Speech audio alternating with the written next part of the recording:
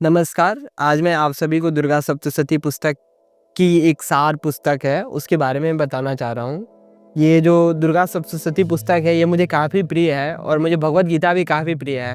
भगवद गीता में भी 700 श्लोक है और दुर्गा सप्तशती में भी 700 श्लोक है।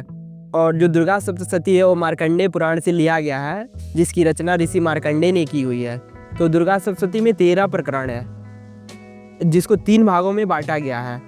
जो मनुष्य के जो 3 गुण हैं, तमोगुण, सतोगुण, रजोगुण, उस बारे में उसे बताया गया है। तो दुर्गा सप्तशती तो बहुत लोग पढ़ पाता है, बहुत लोग पढ़ते हैं, लेकिन दुर्गा सप्तशती को समझ के उसे अपने जीवन में उतार के अपने जीवन के जो दुख है, हमारी जो कामनाएं हैं, जो मोह है, जो लालच है, हमारा जो एंगर है, जो डिजायर्स है, जो हमारे भीतर डर है, उसको हम कैसे दूर करें ये नहीं समझ पाते हैं लोग। तो आचार्य प्रसाद ने दुर्गा सप्तशती लिखा हुआ है, उस पुस्तक को आप पढ़ के, दुर्गा सप्तशती को पढ़ के माँ दुर्गा की भक्ति में लीन होके आप अपने जो सारी समस्याएं हैं जीवन की, उसको दूर कर सकते हैं।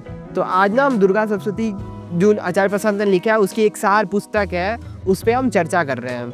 जैसे मैंने आपको बताया कि जो दुर्गा सप्तशती है उसमें 13 चैप्टर है और उसको 3 भागों में बांटा गया। तो जो उसमें पहला प्रकरण है वो तमोगुण का प्रतीक है, जिसमें महाकाली आती है और मधु कैटभ के नाम के जो 2 राक्षस हैं उनका वध करती हैं। जो प्रथम अध्याय में है, जो दूसरा चरित्र है देवी का वो रजोगुणी चरित्र है, जिसमें महालक्ष्मी है और वो महिषासुर का वध करती है। जो दूसरा प्रकरण है वो दूसरे से लेकर चौथे अध्याय तक चलता है। उसके बाद आता है तीसरा प्रकरण, सतोगुणी जो है वो काफ़ी लंबा है। ये इसमें महासरस्वती जो है वो शुंभ निशुंभ नाम के राक्षस का वध करती हैं।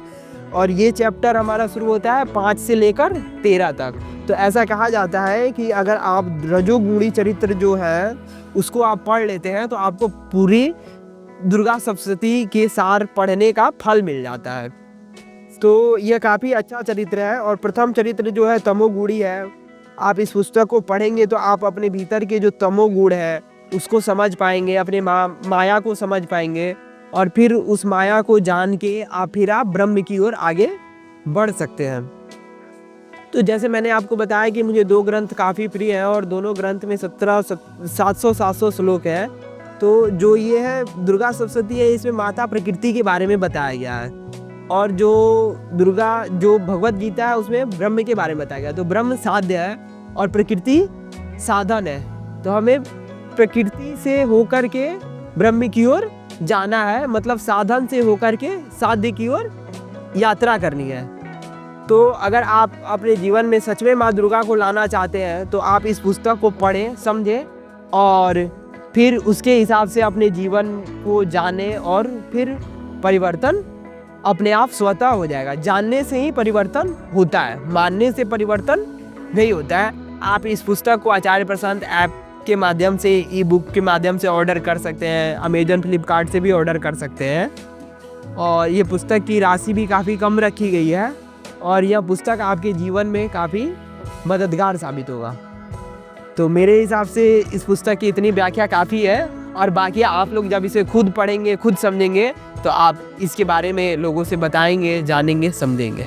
नमस्कार।